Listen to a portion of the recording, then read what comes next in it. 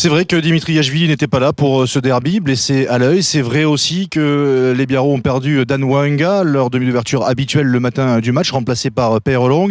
Alors certes, il récupérait Imanol Arinordoki, mais qui n'était que remplaçant pour ce match. C'est vrai que du côté de Biarritz, il manquait quelques joueurs emblématiques, des Biarros en noir qui, en plus, au bout de quelques minutes seulement, vont perdre un autre joueur emblématique, un certain Pelou Taélé, qui va découper la tête de Marvin O'Connor. Le plaquage est jugé volontaire et dangereux. Du coup, Monsieur Berdos, l'arbitre de ce match, va sortir après seulement 9 minutes un carton rouge contre Taélé. Biarritz va donc jouer pendant 70 minutes en infériorité numérique. Ça part mal pour Biarritz, ça part même très mal. Surtout qu'en face, Bustos Moyano enfile les pénalités. Ils vont en passer 4 pour donner l'avantage à Bayonne dans ce match, 12-3.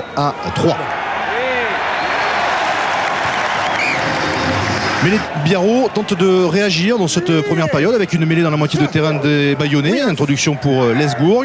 Le ballon sort pour Biarritz avec Lesgourg. Lesgourg qui joue avec Nguyen qui accélère, qui passe les bras pour trouver Bourotou et qui redonne à Lesgourg à l'intérieur, qui va marquer le premier essai de cette rencontre en infériorité numérique. Biarritz marque en premier, mais Monsieur Berdos demande un arbitrage vidéo parce qu'il semblerait qu'il y ait un en avant sur la dernière place entre Bourotou et Lesgourg, en avant pas très évident. Toujours est-il que l'essai sera refusé au Biarros. Serge Blanco a du mal à y croire. Derrière, on retrouve Bayonne à l'attaque avec ce ballon pour Faunois qui passe après contact pour Roumieux qui est stoppé. Ballon toujours en faveur de Bayonne devant les 22 mètres de Biarritz. Un ballon qui va aller jusque dans les mains de Joro Kosoko qui jongle un petit peu mais ne commet pas d'en avant. Hop, un petit demi-tour, il accélère, trouve une ouverture. Sert Marvin O'Connor qui est pris mais pas tenu. Il continue Marvin O'Connor et il s'affale sur la ligne d'en-but. Là encore, arbitrage vidéo. Sur le premier angle, on voit que Marvin O'Connor est stoppé avant la ligne. Mais sur le deuxième angle, on a la sensation que le ballon touche la ligne d'en-but de Biarritz. L'essai sera accordé à Bayonne.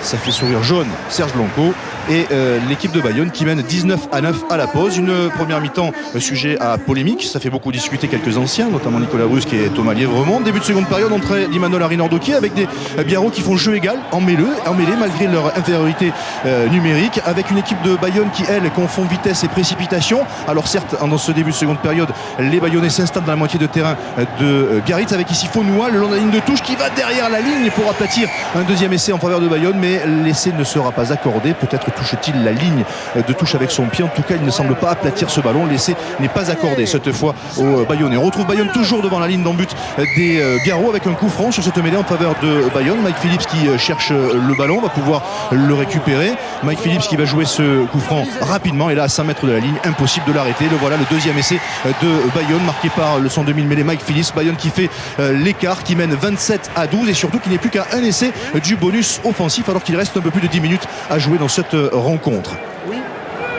Mais Biarritz n'a pas dit son dernier mot. Biarritz toujours en infériorité numérique, on vous le rappelle, et qui va se retrouver ensuite à 14 contre 14 après un carton jaune envers Ugald. Les Biarros qui repartent à l'offensive avec ce ballon pour Babi pour Quetlan qui sert Petersen qui en coin va aller marquer un essai en faveur de Biarritz. Biarritz qui revient au score, qui n'est plus mené avec la transformation que 27-19, plus que 8 points de retard pour les Biarros. Du coup, ils peuvent envisager un point de bonus défensif qui ne serait pas immérité. La sirène a déjà retenti, c'est la dernière action du match. Le ballon est en faveur de Biarritz avec cette balle pour Brou pour Ruffenac dans un premier temps. Ruffenac qui est stoppé, ballon toujours en faveur de Biarritz. On retrouve maintenant Aled Brou qui reste debout, qui passe les bras pour Damien Traille qui accélère, il se présente devant les 22 mètres de Bayonne, il est stoppé, mais sur le regroupement les Bayonnais se mettent à la faute. Il va y avoir donc une pénalité en faveur de Biarritz. C'est l'occasion rêvée pour Joe Petersen d'aller chercher ce fameux point de bonus défensif. Il en est à 5 sur 8 depuis le début de la rencontre. Voici la dernière pénalité et son coup de pied passe à côté. On en reste donc à 27-19. Pas de point de bonus défensif pour les Biarros. Quand ça veut pas, ça veut pas. Bayonne s'impose, certes, mais vraiment sans convaincre.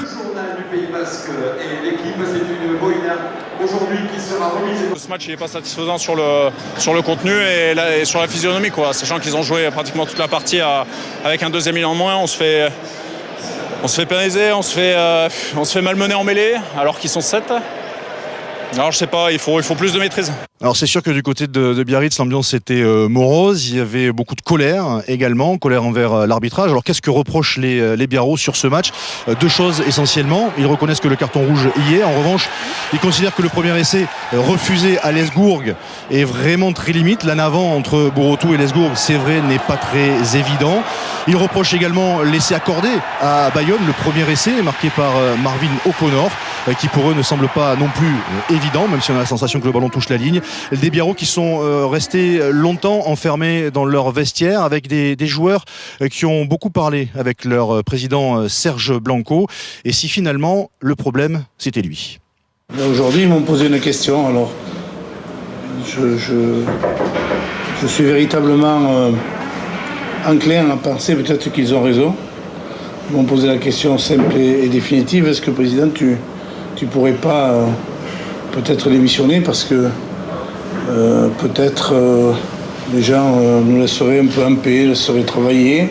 Je pense qu'il y a une cabale se monte contre notre président et que voilà, on veut toucher notre président Serge Blanco en touchant le Biarritz Olympique et ça voilà, je l'affirme. C'est peut-être dur ce que je dis, mais je l'affirme.